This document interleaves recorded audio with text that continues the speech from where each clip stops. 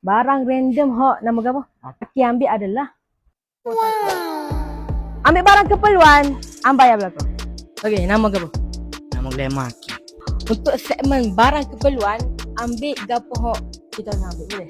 Boleh?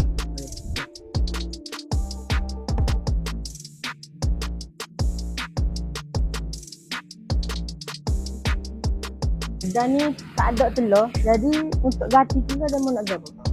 Air. Hah? Air. Air. Bagi anda air satu.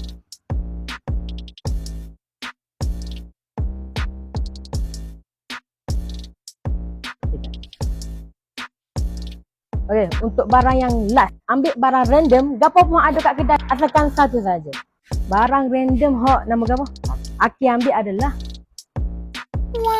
potato. Betul dia mana ni? Betul? Tak apalah, jom aja.